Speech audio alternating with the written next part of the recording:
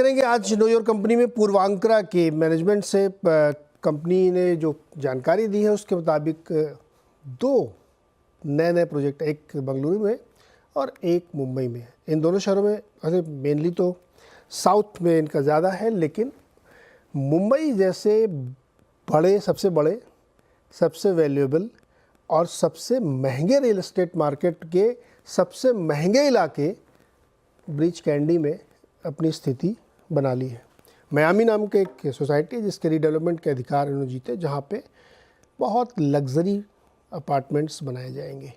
बातचीत करेंगे कंपनी के ग्रुप सीईओ अभिषेक कपूर जी से। अभिषेक जी, बहुत बहुत स्वागत है आपका, और मुंबई के सबसे महंगे इलाके में भी आपका स्वागत है। सर बताइए, क्या टाई अप किया आपने?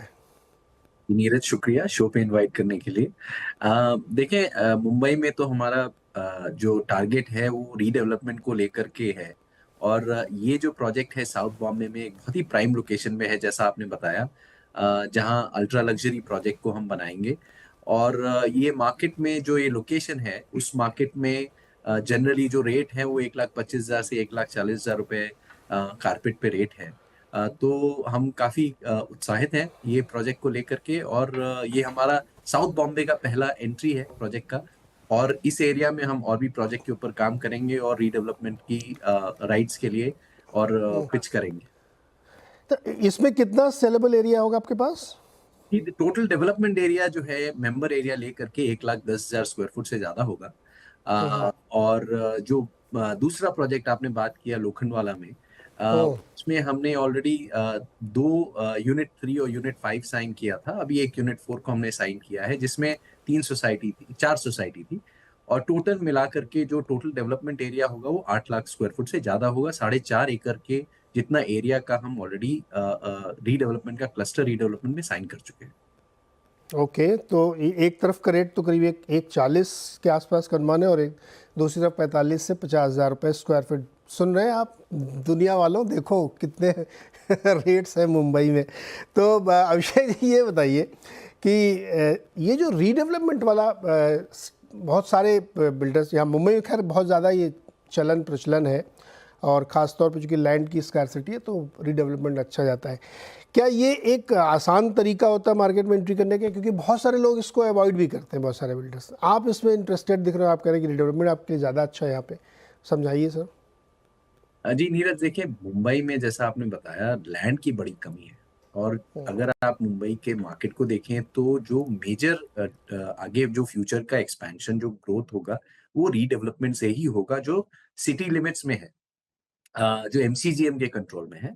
ऑफ कोर्स थाना है और वो जो दूसरी विरार है, जो दूसरे मार्केट हैं, नवी मुंबई है, उसकी बात नहीं कर रहा हूँ। तो अगर मुंबई सिटी के अंदर हमको अगर डेवलपमेंट करना है तो खाली एक ही ऑप्शन बचता है, या तो रीडेवलपमेंट करें या एसआरए करें। हमारा फोकस रीडेवलपमेंट पे इसलिए है क्योंकि सोसाइटी रीडेवलपमेंट में आप अर्बन रिजुविनेशन करते हैं। बेसिकली ये सोसाइटीज में आज जो परिस्थिति है, जो घरों की परिस्थिति है, वो जो करेंट मेंबर्स वहां रह रहे हैं उनको एक अपॉर्चुनिटी मिलती है नए घर मिलने की। और क्योंकि गवर्नमेंट ने ये पॉलिसी बनाई है अर्बन रिजुविनेशन की, इतनी अच्छी क्लीन क्लियर पॉलिसी बनाई हुई है कि आप ये रीडेवलपमेंट का प्रोजेक्ट लेकर के और उसमें नया सप्लाई ला सकते हैं, और प्लस जो एग्जिस्टिंग लोग हैं उनकी क्वालिटी ऑफ लाइफ को इम्प्रूव कर सकते हैं। तो दोनों ही ऑब्जेक्टिव मीट होते हैं। और ये करीब करीब 30,000 करोड़ का मार्केट है। अगर आप देखें साइज इतना बड़ा है इस मार्केट का कि ये अपॉर्चुनिटी काफी स्ट्रांग है। लेकिन हाँ, सबके बस की नहीं है।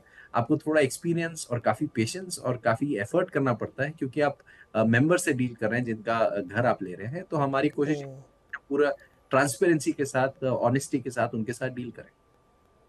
अच्छा, ये जो रीडेवलपमेंट वाले होते हैं, इसमें आप जो टेनेंट्स हैं उनको अलग देते हैं या सेम टावर में दोनों को, सबको एक साथ? जी देखें, ये सारे प्रोजेक्ट जो है मेंबर्स और जो नया डेवलपमेंट है वो सब सेम एमिनिटीज को शेयर करते हैं, सेम बिल्डिंग्स को शेयर करते हैं। उसका रीजन ये भी है कि ये एक इंक्लूसिव डेवलपमेंट है। आप देखें आज जो स्तर है लोगों के अफोर्डेबिलिटी का और जो इनकम का है, वो काफी प्रोग्रेस हो चुका है। तो ऐसा कोई डिफरेंशिएशन और डिस्क्रिमिनेशन हम नहीं करते हैं, और करना भी नहीं चाहिए। मुझे लगता है कि सब कुछ साथ में मिल के रहने में ज्यादा अच्छा कम्युनिटी डेवलपमेंट होता है। अच्छा अभिषेक, ये जो इतना महंगा मार्केट है, महंगा हम लोग इसलिए कहते हैं क्योंकि एकदम पूरे इंडिया से अलग प्राइसिंग यहाँ की चलती है। तो दूर के जो लोग शो देख रहे होंगे ना, उनको लगता होगा कि ये बहुत महंगा, यहाँ के लोगों को तो नहीं लगता होगा इतना, क्योंकि यहाँ तो रेट यही चलते हैं।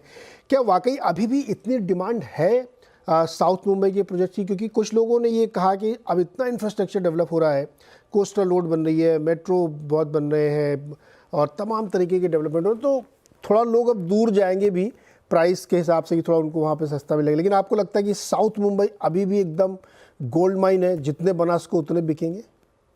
नीरज, एक देखें, ये एक एड्रेस है। अगर आप देखें, जो लोग ब्रीच कैंडी में रहते हैं, अल्टमाउंट रोड पे रहते हैं, नेपियन सी रोड पे रहते हैं, वाल्केश्वर में रहते हैं, ये सारे काम, जितनी भी रोड्स हैं जिनका मैंने नाम लिया, ये एड्रेस है।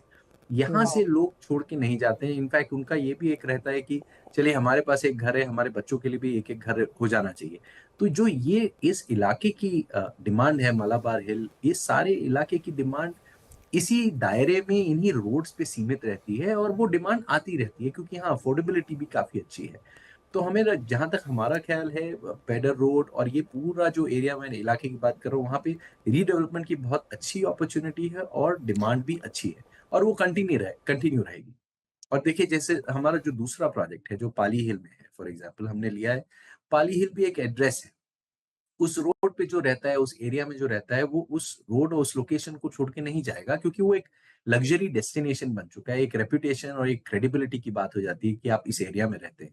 तो अगेन, जहां हमने 2.5 एकड़ का जो ये प्लॉट लिया है डेवलपमेंट वाला, रीडेवलपमेंट वाला, वो अगेन उसी नजरिए को सोचते हुए लिया है कि यहाँ की डिमांड यहाँ पे रहेगी और यहीं पे बढ़ेगी। ये सारे आपने अच्छे एड्रेस है, पाली हिल, लोखंड वाला, ब्रीच कैंडी, ये सब ज़बरदस्त इलाके हैं मुंबई के। एक बेंगलोर में भी आपने लिया है, बेंगलुरु में, जो क्या वो एयरपोर्ट के पास वाला इलाका है क्या, जहाँ पर आपने अभी लैंड देखी है? जी, हमने अंधेरी वेस्ट में लोखंड वाला में एक जो लैंड लिया है वो है, जो कि मार्केट को लग करके है। लोखंड वाला मार्केट एक बहुत ही पॉपुलर लोकेशन है अंधेरी वेस्ट में। और जो दूसरा प्रोजेक्ट हमने लिया है वो थाना में है, वो आउटराइट है, वो करीब 12 एकड़ का प्रोजेक्ट है। लेकिन अगेन लोकेशन बहुत प्राइम है, गुड़बंदर रोड पे है, और उस तरह का प्लॉट उस मार्केट में नहीं है। और पीछे उसके एक रिजर्व पार्क है 300 एकड़ का, सामने व्यू जो है अपना पूरा माउंटेन्स का है। तो बहुत ही खूबसूरत लोकेशन है और मेन रोड पे है, जहाँ पे मेट्रो स्टेशन को लग के है, घोड़बंदर रोड पे। तो वो भी अगर लोकेशन अच्छी है तो प्रोजेक्ट मुझे लगता है कि अच्छा जाना चाहिए। नहीं, एक आपने बंगलुरु में भी जेडीए किया है शायद, 2 एकड़ ज़मीन का, वो वाला क्या है? जी देखिए, ये एक बहुत प्राइम लोकेशन है, इलेक्ट्रॉनिक सिटी से पहले है और सिटी की तरफ है। वहाँ पे डिमांड एक अलग तरीके से आ रही है। एक तो जो लोकल डिमांड है वो है, होसूर रोड की बहुत सारी डिमांड आ रही है। होसूर से भी बहुत सारी डिमांड आ रही है, क्योंकि मैन्युफैक्चरिंग और वो सारा सेटअप वहाँ पे, वेयर हाउसिंग का काफी सेटअप वहाँ पे भी हो रहा है। तो ये अगेन बहुत ही प्राइम लोकेशन है जो हमने एक्वायर किया है। और अगेन अच्छा रियलाइजेशन होना चाहिए इस मार्केट में। ओके, एक लास्ट क्वेश्चन, मुंबई वाले जो आपने ये किए हैं, इसमें से कोई रेवेन्यू प्रोजेक्शंस आपने एस्टिमेट किया कुछ रफ कि कितना आएगा इसमें से? देखिए, मैं आपको जैसा कह रहा हूँ, आपको एक रेट दे सकता हूँ उस मार्केट में जो जनरली रेट है। जैसा आपने बताया, लोखंड वाला में 40 से 45 हजार रुपए से 50 हजार तक का रेट है।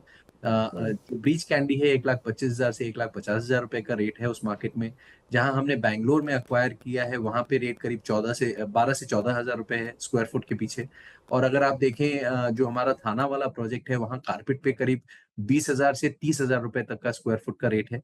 तो ये सारे मार्केट में ये रेट्स हैं। और जो हमारा डेवलपमेंट पोटेंशियल है, जैसा मैंने बताया, ये अलग अलग लोकेशन में है। तो दैट यू कैन फिगर। अन्ना में भी 30,000 रुपये का रेट है कारपेट पे, माय गॉड। और कहाँ बेंगलुरु में देखिए 12-14 हज़ार। इंटरेस्टिंग मार्केट, इसलिए मैंने कहा था बहुत वैल्यूबल, बड़ा और सबसे महंगा मार्केट मुंबई का है। लेकिन वहाँ पे पूर्वांचल को बहुत दिलचस्पी है, और इसलिए है क्योंकि यहाँ पर डिमांड भी है। कपूर साहब, बहुत बहुत शुक्रिया हमारे साथ जुड़ने के लिए और ये डिटेल शेयर करने के लिए। तो ये था भाई पूर्वांचल का इंटरव्यू आपने सुना। और मुंबई का रियल एस्टेट मार्केट बहुत ही हॉट है अभी भी, और प्रीमियम सेगमेंट खास तौर पे ऊबर लग्जरी मार्केट में कोई डिमांड की कमी नहीं है। बड़े बड़े प्रोजेक्ट्स आ रहे हैं, पूर्वांचल उसमें अपनी पैठ बना रहा है। छोटा सा एक ब्रेक, इसके बाद